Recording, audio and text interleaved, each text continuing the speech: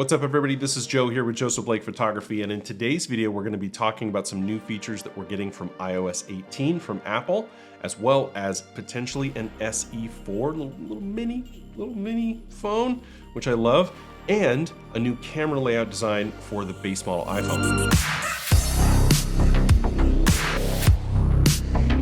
Okay, before we jump into the info from Apple, real quick plug for the channel. If you're interested in videos like this, I don't do a lot of videos about Apple, but I do use Apple products. I would really appreciate it if you go ahead and hit the like button, hit the subscribe button. This channel isn't just about photography and videography. We talk about gear and tech and the things that we use to produce content. Whether you're on YouTube, whether you're on Instagram, whether you're in a corporate gig, whether you're a photographer out there doing photos and videos, doing weddings and family stuff, and whatever you're doing, this is a channel for you.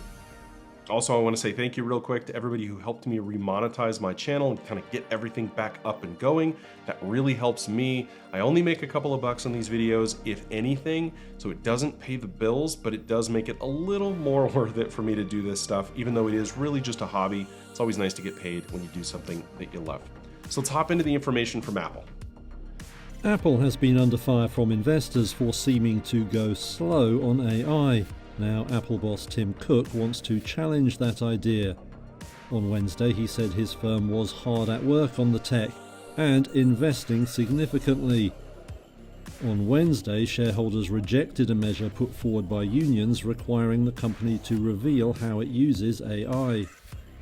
So it hasn't been a secret at all that Apple has been working on AI features inside of their phones and their laptops and the iPad, the HomePod, the Vision Pro. Basically everything that they create has, especially now with Apple Silicon, has silicon in it specifically related to doing the kinds of requests and the kind of number crunching that comes along with quote-unquote AI. Now, I just recently did a video talking about Canon cameras, where AI is going to be something that's going to be included in the future. And I talked a little bit about that and what AI really means in this context. This is not artificial intelligence. This is not a little human consciousness or electronic consciousness living inside your device. What this is hardware and software married together that has been taught, that is learned on specific content to help it do certain things. So if you want to teach an AI system how to play chess, you show it a lot of people playing chess.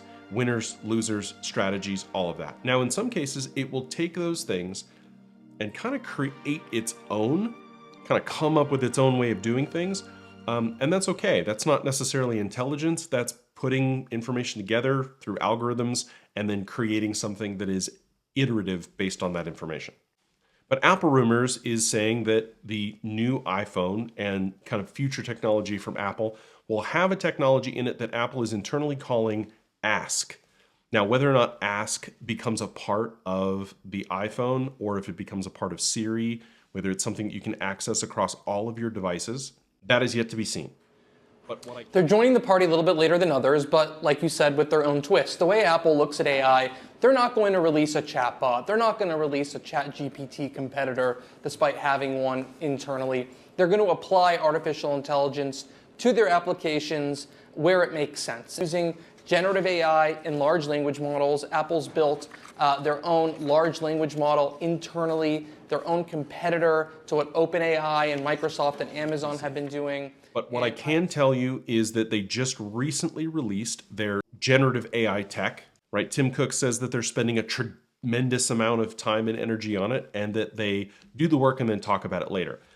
Traditionally, though, Apple's MO has been to work really, really hard on something, and then when they do come out with it, it's small.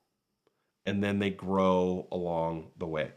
That it's not just this is this huge monumental thing that we're going to dump on everybody all at one time. But again, they don't talk about it until we really are ready to see it. One of the first things that we did see, though, from Apple was they released their kind of open source generator called MG or MGEI, which is kind of a curious image manipulation. You know, you can basically ask it to change images or make an adjustment to images, and it'll kind of do it really quickly.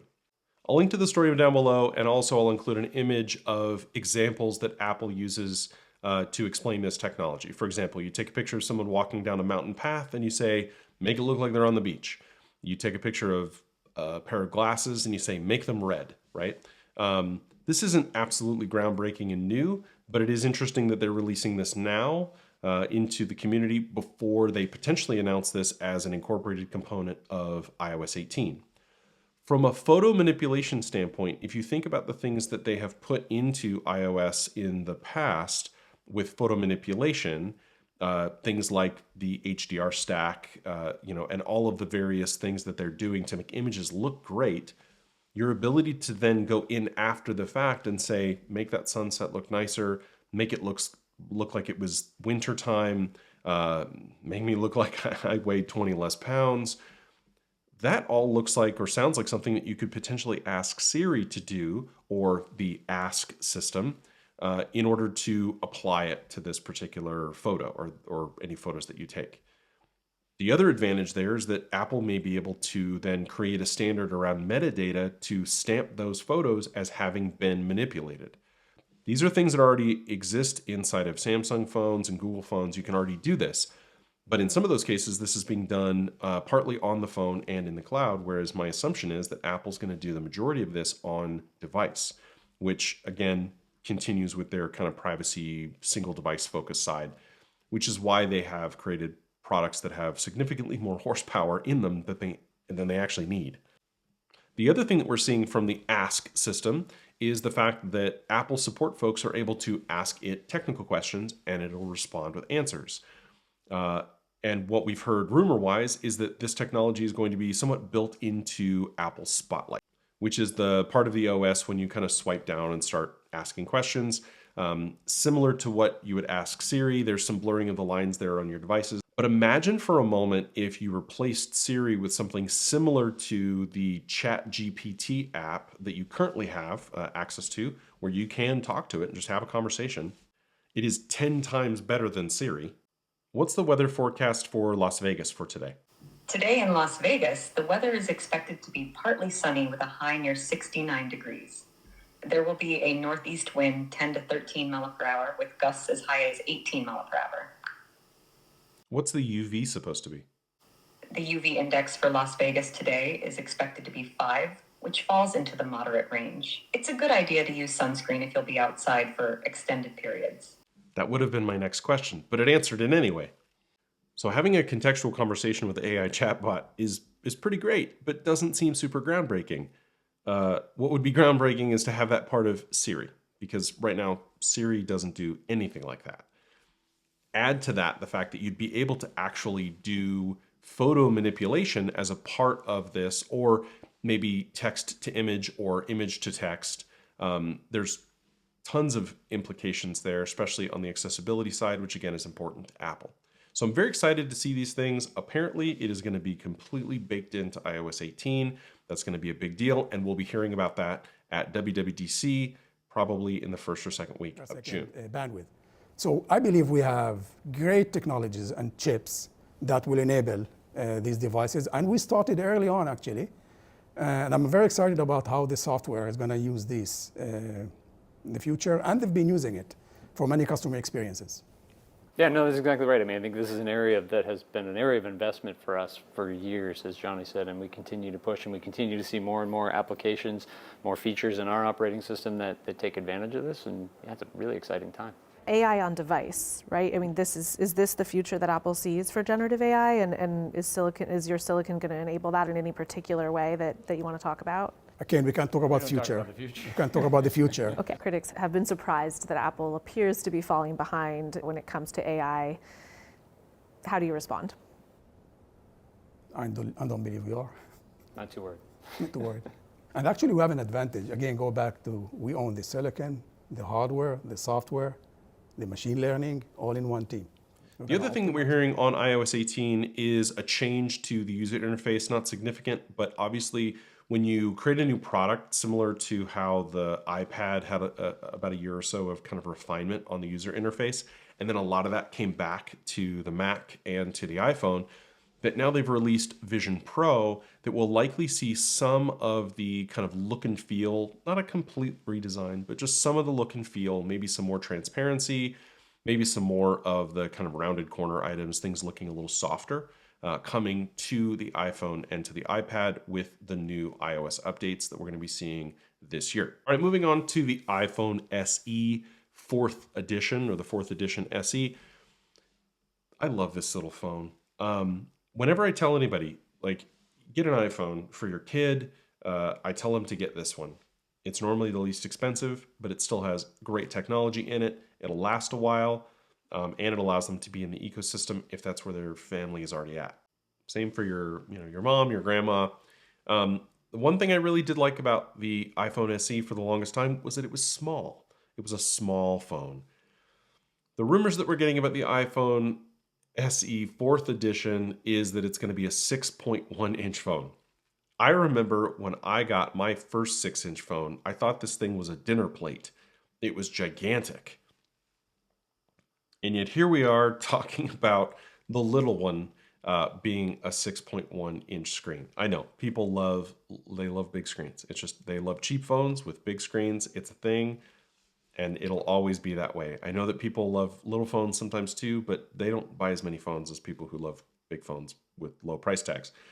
So we're probably going to see that soon, and it looks like the 4 vendors that they've been working with for the last few months to get pricing down, one of them includes Samsung, which is a partner that they've used on a lot of other panels, but that these panels are going to be OLED, which is really interesting considering the additional cost that's associated with that, but maybe they just want to produce a phenomenal product. That would be super exciting. It would have the design very similar to the 14, which is super great. And probably single camera and the same battery as the 14, which means that this thing is gonna last forever. Since it's gonna be designed like the 14, Samsung has a leg up in this process because they're already making the panel for the 14. They can use the same panel and the same parts, which is gonna drop the price down considerably, which allows Apple to do this at the lower retail price points that we've been seeing for the SE model in the past. Also expecting this to be the first SE that will have a USB-C port. And maybe even an action button is being rumored. So an SE with an OLED screen, a big battery, probably a great camera, a USB-C port, and an action button. I mean, that's a no-brainer as far as I'm concerned. That's a great starter phone. That's a great phone, just period. That's a phenomenal phone. I wish they updated it more often, to be quite honest. So I'm excited to hear that this one might be coming soon. Obviously, no word on when it might be coming. Maybe mid-summer, or maybe they wait until September when we have the launch. Last but not least, I wanted to share a quick rumor that we got on a design change that is apparently going to be coming to the iPhone 16 in the fall, which is that the configuration of the cameras, I have the 14 here, and it's got its triple camera setup, with the base model iPhone coming with 2 cameras instead of 3. I've got the 14 here with its triple camera setup, and the traditional kind of base model, that instead of having them in that kind of diagonal row that they've been in, they're going to shift that into a vertical, and they're going to go ahead and move the microphone and flash to be a little tighter in, and to make that whole component to be smaller. I don't know if that's just a factor of miniaturization, or if there'll be other improvements, or if we're getting a change to the camera itself, which could potentially necessitate this change. Anyway, just something I wanted to share with you. I'll throw a picture here in the video of the rumored redesign. So that's what we've got for iPhone and what's going to be coming. iOS 18 is going to be packed with AI features. The iPhone SE 4th edition is hopefully coming soon with an OLED near you, and the iPhone 16 base model will have a reconfigured camera design. I hope this has been interesting to you. I hope this is the kind of video that you like watching. If it is, please go ahead and hit the like button. Go ahead and hit the subscribe. I really appreciate it, and I will see you in the next one.